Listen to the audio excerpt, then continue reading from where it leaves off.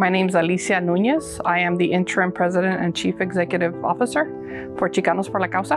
Chicanos por la Causa is a CDA, is a large community development corporation.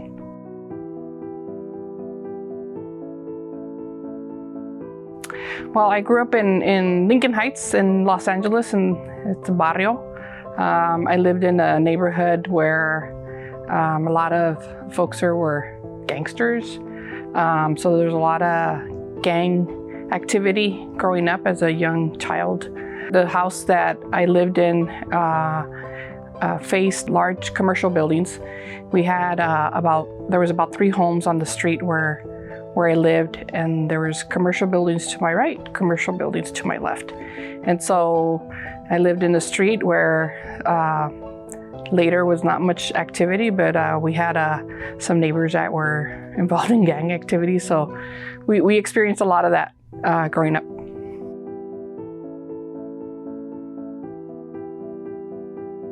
For me, I knew I needed to continue with education. I didn't know what that meant.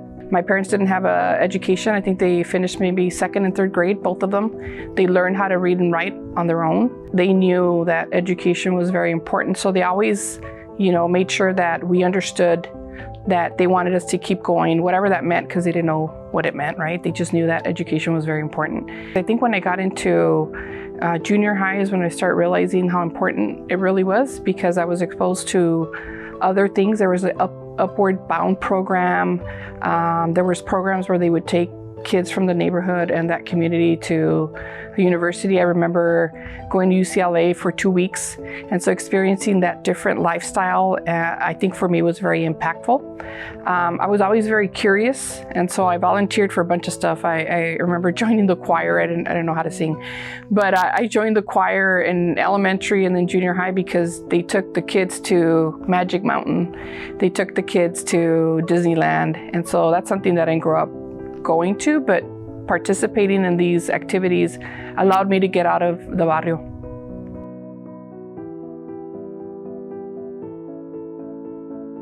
The biggest challenge now that I reflect back is doubt, not believing in yourself. I think growing up Latina and just our culture in general, we tend not to brag, or it may come across as bragging or show-offy, and so we were taught to be humble. And I think sometimes actions in trying to better yourself may look like you're being a little bit pompous or show-offy. I think kind of keep us back. For me, it was not believing in myself. I realized that as I look back. I was always afraid of taking that next step, and there was always a cheerleader, someone that no, you should do it, you can do this. And then I started believing in myself. I think it was mainly that, just self-doubt, and not really thinking that you could, but in reality, you could.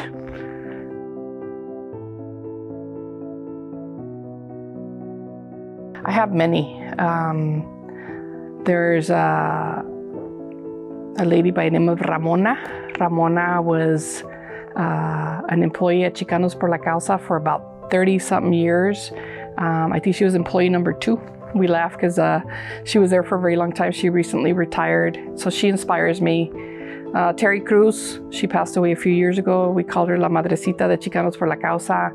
Very inspirational, hardworking, and always served her community. She came into work every single day. And then I have many, my parents, my kids. I have mentors at work that are much younger than I. I just like to learn from different people.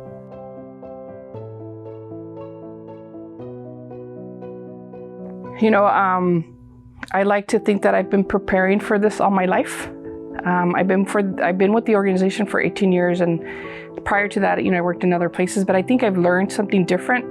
And so the news, right, the new title, I'm still the same person. It's not changed who I am. It's more responsibility, and it's a big responsibility that I take much pride and honor.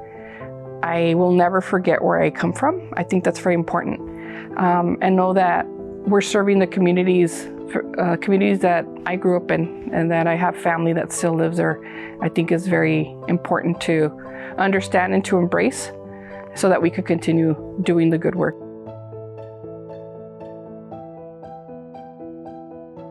What I would say is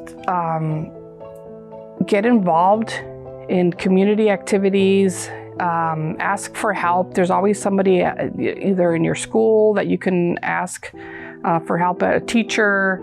A lot of the community centers have people that go in and volunteer and provide, mentorship. Like I said before, there's a lot of people that are willing to help. I would recommend just asking for help. It's the worst you can say is no, and I don't think they'll say no. So get involved in something, because a lot of times, some of the neighborhoods are, it's rough, right? And so you want to be able to be with the right people and get involved in activities that will keep you busy and learning. So always try to learn more.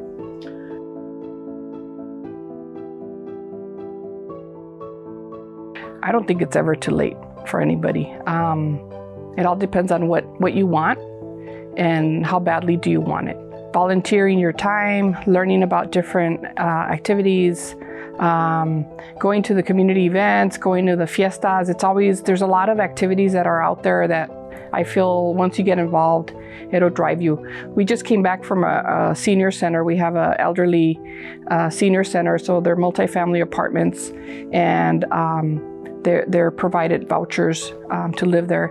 But we also have a community center inside the apartments, and there are a lot of seniors that occupy that space. So they come in and they're provided a meal, but they're also given Zumba classes. They're taught how to, use technology. They're helped with signing up for Medicare, and just all these different resources. And a lot of people come in and volunteer their time. So I think it's just being involved in your community and trying to give back.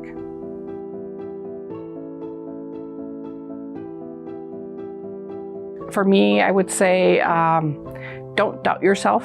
I think we're always doubting ourselves, and I can't do that because of XY reason. Figure out what that XY reason is and get that out of the way so that you can continue. There's always obstacles that are there, and I think more obstacles that we create in our own mind that we need to move them out of the way and move forward. That's just noise, and don't focus on the noise. Focus on what you want to do, your dream, and just move forward.